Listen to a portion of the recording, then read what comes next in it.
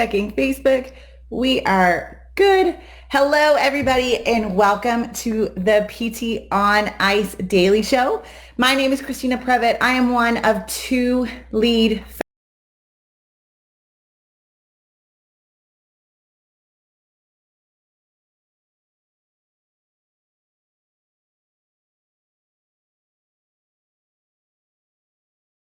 for the last 10 days teaching back-to-back courses of MMOA Live and had an amazing time speaking to clinicians.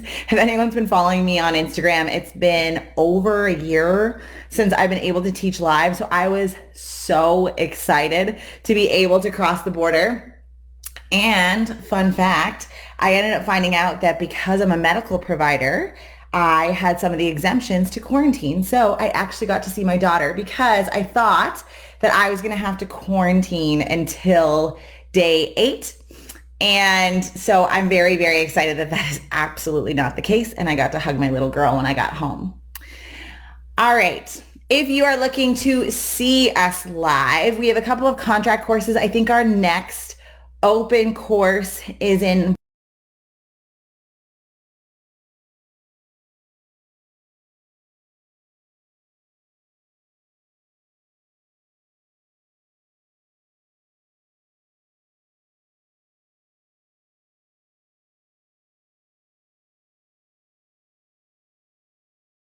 cohort of modern management of the older adult essential foundations.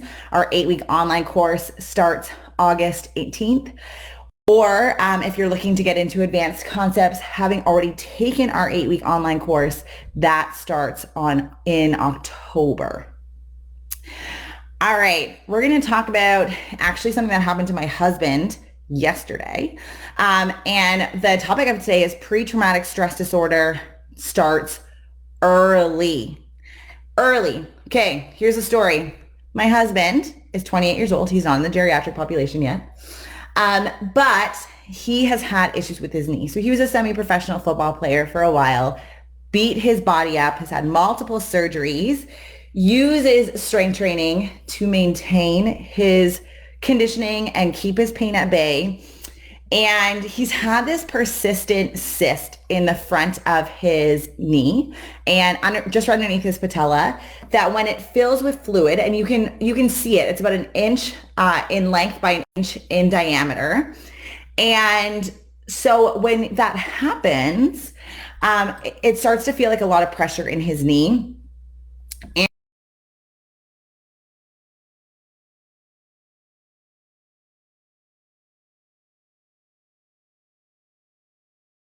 Has been having this issue. So he was just hoping to get the cyst drained to help with his knee. Canadian system, bogged down by COVID. We have a centralized system. So it took him over a year to get an appointment with an orthopod. So, but he was pretty excited for this appointment. He's like, this is something that I've been living with and it's been fine. But if I can drain that fluid and get rid of that really tight feeling across the front of my knee from when it's really swollen without having to take rounds of anti-inflammatory drugs, which is usually what he does to get the swelling down, that would be much better. So because of COVID, a lot of these appointments, because I know this stuff happens, I tend to go with him or go with family members. With COVID, I can't. So he goes into his appointment and he is recalling this story to me after. So first,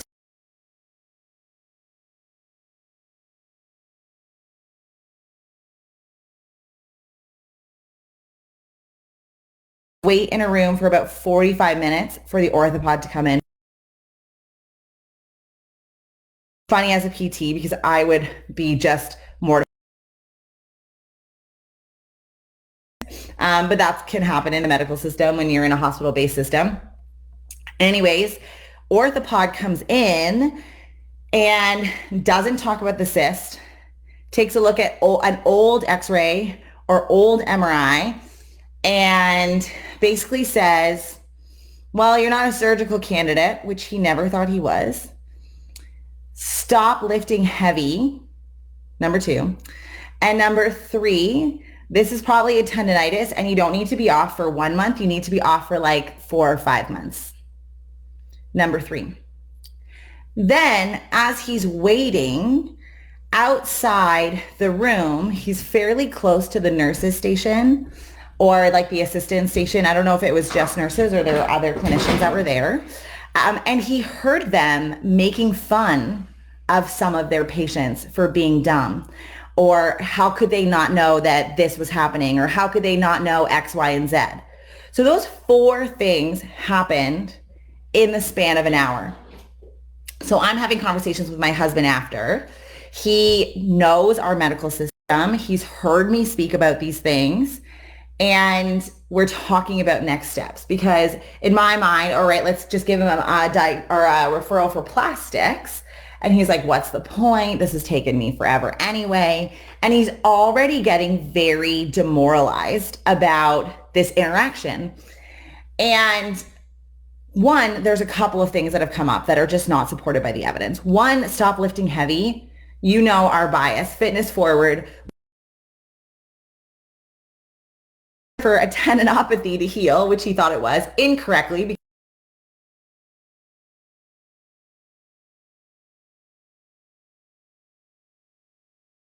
I put my Jerry lens on this. My husband is 28 years old. If he would have listened 100% to what this surgeon had said to him, he would be fine, right? He's got a lot of reserve. If he just started lifting a little bit lighter, but in his mind, like lighter was like 225, and my husband's squatting in fours. So that's one thing. He's gonna fours for one, threes for multiples. Anyways, he's got a lot of reserve. He's 28. Taking multiple months off is going to promote sedentary behavior. I don't know if any of you who are listening after COVID-19 or during COVID-19 with lockdowns ended up with a couple of months where you weren't as active as you had been previously. I would love it to hear in the comments how you felt coming back to fitness after being off for several months, not to mention weight gain. He's going to be fine. But fast forward this, so he's not going to listen.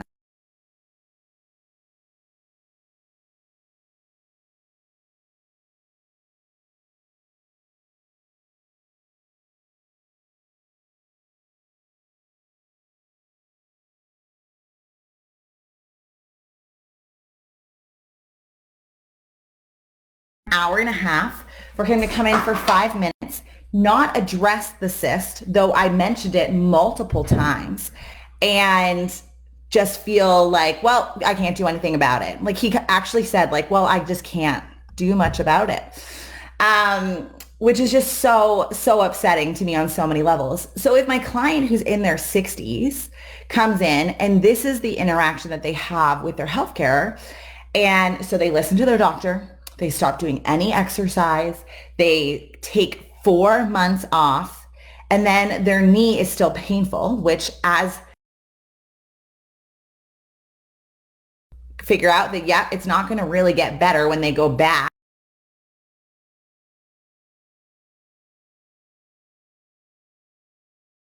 Their sedentary behavior, yeah, sure, it's probably going to be a little bit less painful, but we want to live our life and we want to be able to do things. And so when they go back, it's just going to start hurting again, and then they're going to come and see you. And not only that, when we think about this in the context of aging, physical inactivity and sedentary behavior are both independent predictors of 35 different chronic conditions.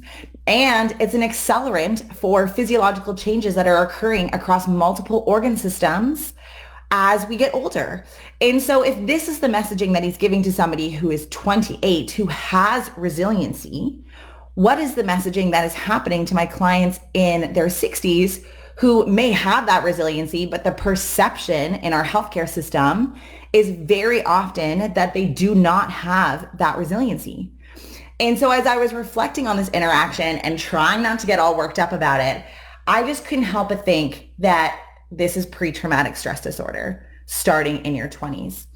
And so if you haven't heard Dustin and I talk about this, we talk about pre-traumatic stress disorder as these fear-invoking interactions that are had by healthcare providers with clients that are most of the time coming from a good place, but actually end up making clients more fearful of movement may not be evidence informed and is based on an ageist construct where people think that after the age of X, you cannot do Y anymore.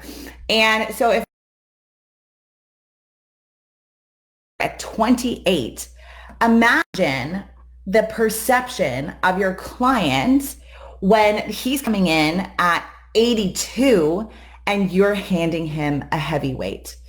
And as I was reflecting on this, I was thinking that this could be, 50 plus years of interactions with healthcare providers that are subtly or outrightly, as is in the case that happened with the surgeon with my husband yesterday, contributing to this pre-traumatic stress disorder.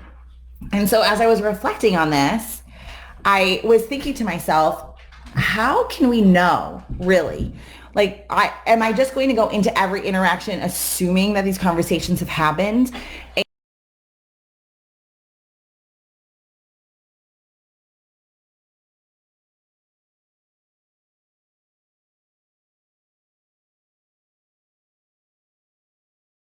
Thinking that there might be a better way. Like, is there a way that we can really get to not objectively measuring, but getting some sort of objective measure on how much of this language our client has experienced? So we go into an interaction with an older adult, they're in their 80s, and they're saying, I have pain in my knee.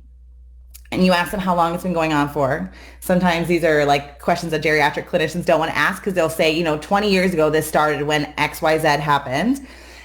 But if they do say 20 years ago, the question that I think I'm going to start adding to my subjective exam, and I would love to know your thoughts on this, is since this started, how would you describe your interactions with healthcare providers? And I'm so curious to hear what my clients are going to say, because are they going to say it's positive? Are they going to say it's negative? And you can dive into who they've seen and what kind of intervention they've had and what that experience was like. And this might take you down a path, right, with your client, especially if they've had negative experiences, which has happened to me before when I've asked clients about management so far of different conditions. But I think it gives us really valuable information, because if my client was coming in, even with just the experience that my husband had had, where he waited a year to get an appointment, he was dismissed. His clinician said, oh, well, I can't do anything about this. Stop lifting heavy. Just stop moving for 4 months. And this is a tendinopathy. Then I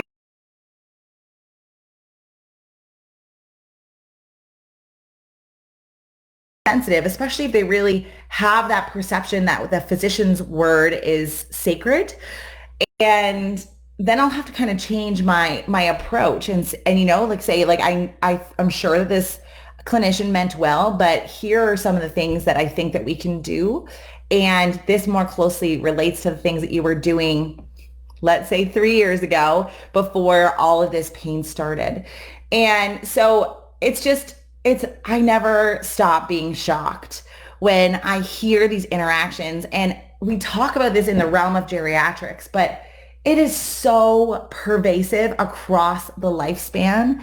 And it has just accumulated to a feeling of hopelessness in so many of my clients in their 60s, 70s, and 80s.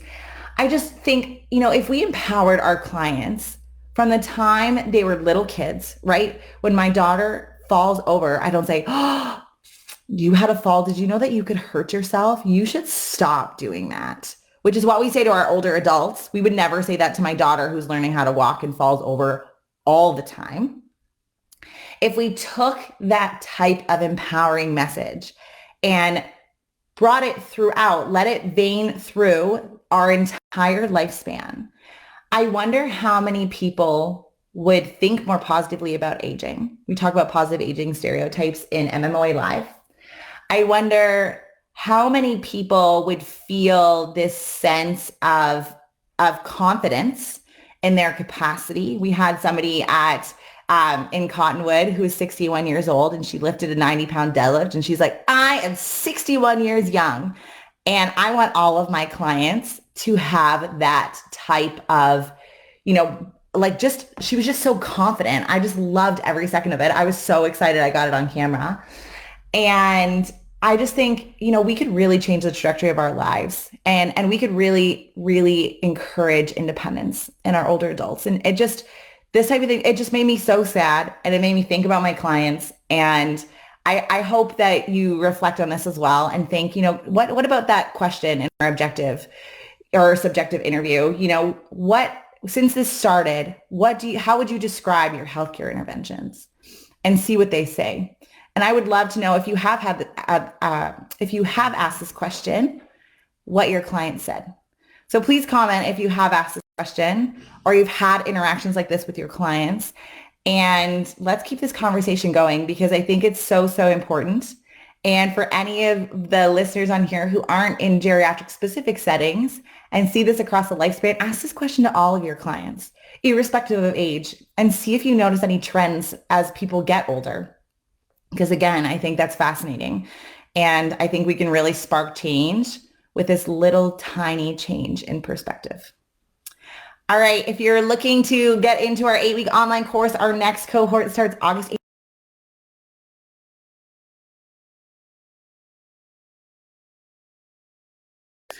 Otherwise, have a very, very wonderful Wednesday. And I will see you all in a little bit. Bye.